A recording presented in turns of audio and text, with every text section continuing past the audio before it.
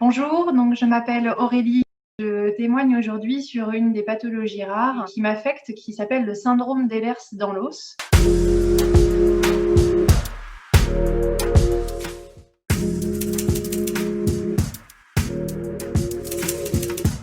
Alors moi, je suis assez indépendante dans le sens où mon mari est là, il est topissime, et puis c'est un soutien sans faille de tous les jours, c'est mon pilier. Par contre, il est hors de question qu'il subisse ma maladie, dans le sens où quand on l'a appris, je lui avais dit, écoute, va-t'en.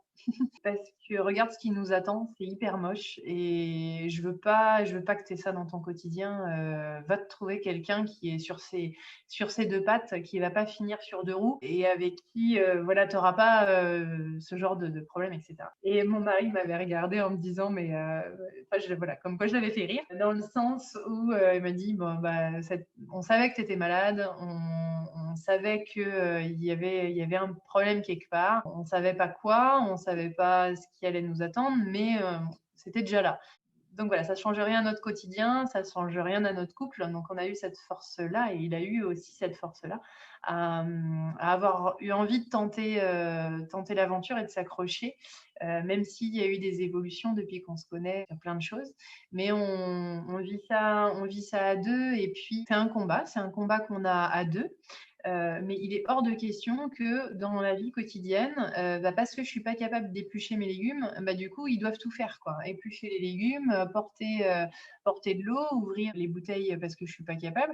Il faut, enfin moi, c'est mon truc de trouver toujours des astuces pour se dépatouiller. Puis, si jamais il y a un jour où je me sens bien et que on passe une soirée tous les deux et puis qu'on a envie de mettre un peu de musique à la maison et de danser, et ben, c'est un plaisir fou d'arriver à danser ensemble, même si mon corps il fonctionne pas correctement. Voilà, de profiter des instants où le corps il fonctionne un peu pour se permettre de se créer ce moment à deux qui pour nous c'est une bulle de bonheur d'arriver à danser ensemble. Et mon mari n'était pas du tout danseur et pas du tout musical non plus. Il avait beaucoup de mal avec le rythme et tout. Et il a acquis énormément de compétences grâce à cette année de danse. Et puis, ça a créé comment dirais-je, une symbiose du couple aussi importante. Et puis, on s'est rendu compte qu'on pouvait quand même si des fois c'est compliqué, tu t'adaptes et tu y arrives quand même, quoi.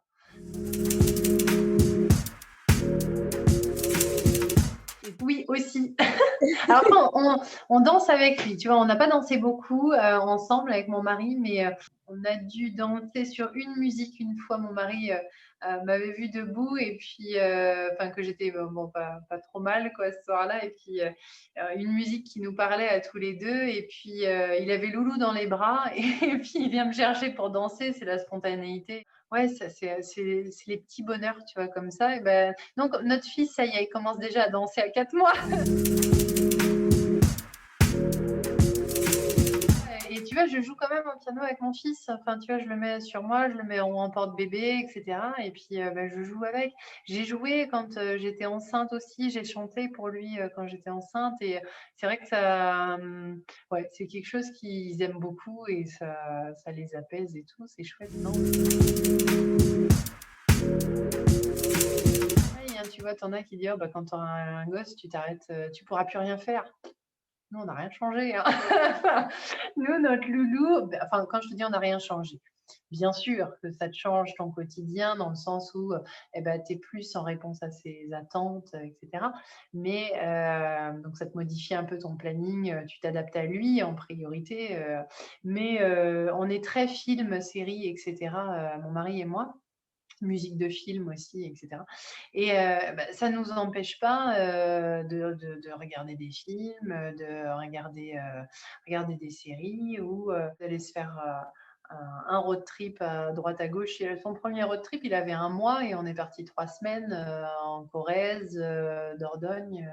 Enfin voilà.